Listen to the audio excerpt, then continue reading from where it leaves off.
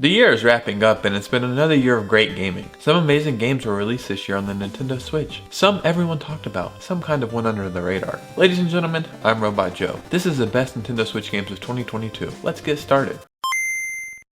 First, I want to preface this by saying these are in no particular order. Let's get into it. As you can see, this year was packed full of games coming out on Nintendo's highly successful handheld console. One of my absolute favorites was Pokemon Legends Arceus. It was the first time Pokemon revamped the series since the start of the games. It was such a breath of fresh air. Was the game perfect? No, not by any means. It was janky and had subpar graphics, but it was ambitious and fun. It was the first Pokemon game chronologically, so you learned a lot of history and lore about the Pokemon universe. I really enjoyed this game.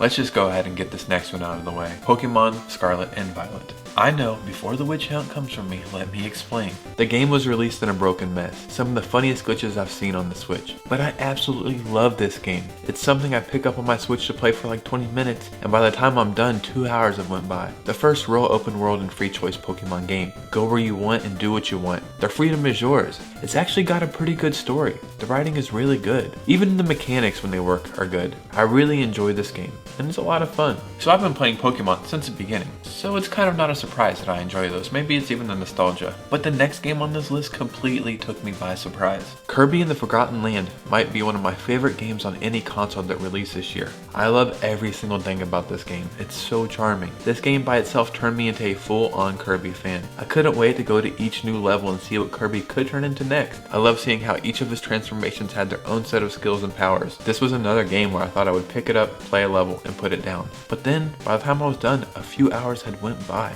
It almost gave me Super Mario Odyssey vibes. It was a treat to advance through the entire game. So the next game on this list started off with a little bit of controversy. Any guesses to what it could be? Bayonetta 3 was highly anticipated. Longtime fans of the series couldn't wait to get into the game and start hacking and slashing away. Unfortunately, the game release was kind of overshadowed by a voice acting controversy. The recent voice actors of the series accused Nintendo and the creators of the game of lowballing her when it came to the offer they gave her for voice acting the main character. As time went on, it turned out she wasn't giving the full story and she was leaving out key details. But let's get into the actual game. Is it perfect? No. But I feel like it was something for a select group of gamers. It's not gonna satisfy everybody. The story is more straightforward than the previous entries, but that makes it easier to pick up and play for new players. The combat is satisfying and smooth. Bayonetta shows us why she's such a likable badass character. Splatoon 3 was arguably one of the biggest releases on the Nintendo Switch this year. Between the release of Splatoon 2 and Splatoon 3, the series has built a cult-like fan base. Two teams battling to cover a course in paint. Such a simple yet fun concept. Splatoon 3 takes everything 2 does and makes it better. Better weapons, and more techniques to help you take the win for your team.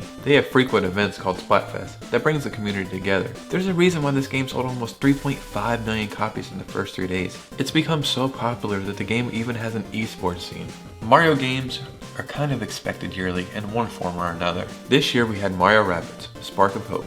This game is a sequel to the first Mario & Rabbids game. It's a turn-based tactical RPG. This is actually a collaboration between Nintendo and Ubisoft. When I first seen this game, I didn't think it was for me, but I tried it, based purely on recommendations. It was a great choice. The characters are funny and have tons of charm. It's fun to challenge yourself and make up strategy to beat your enemies. The story is fine, nothing too in-depth. It's another game that's easy to pick up and figure it out as you go. You don't need to play the first game to be able to play this one. But if you do enjoy this one, go back and play the first one. Harvestella is a combination of a JRPG and a farming sim. If you're a fan of either of those genres, you will most likely enjoy the Square Enix title. With an engaging story, epic combat, and calming farming elements, it has something for everybody. The combat in Harvestella is reminiscent of a JRPG, with epic boss battles and a class and party system. Its farming sim elements are also well thought out and necessary to progress throughout the story. With many games that combine several genres, it is easy to get lost if the player focuses more on another aspect of the game. Harvestella does a great job of balancing both genres to create a deep and immersive game.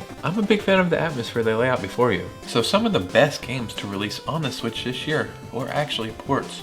Let's go over a few of them. The beloved series Persona first made an appearance on the Switch last year in Persona 5 Strikers. It was more of a hack and slash style of gaming. So when the original Persona 5 was announced to be coming over to the Switch, fans of the series were excited. This game looks and runs amazing on the Switch. It's a JRPG, but you almost feel like you're living through the characters. It is long. Some people have over 100 hours into the game and still find stuff to do. The graphics fit the style of the Switch so well. If you're looking for a game to sink some time in while you develop a connection to the game, this is the game for you. So the next game on this list, I didn't think it would run well, and I thought it was going to be the cloud version of this game. It's It turns out I was wrong both times. When No Man's Sky was first announced, it seemed beyond ambitious. How could you explore endless planets and find unlimited things to do? Well, it turns out you couldn't. When the game was released in 2016, it was pretty boring and lackluster. Instead of the game's creators just taking the money and running, they went back to the drawing board and fixed this game into something special. So how did that translate to the Switch? I'd have to say phenomenal. It looks and runs amazing. I'm not sure how they did this, but this is one of the best ports on the Switch now. It really feels like there's endless possibilities.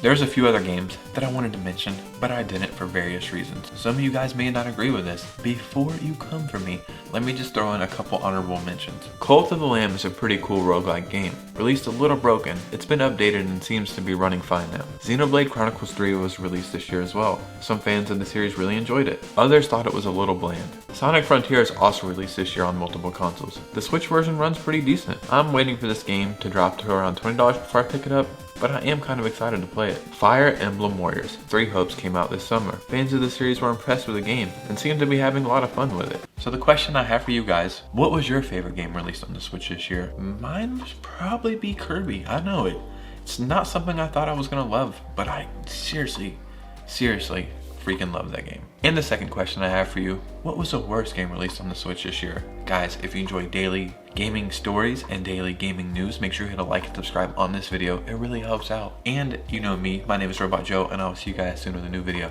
Peace out.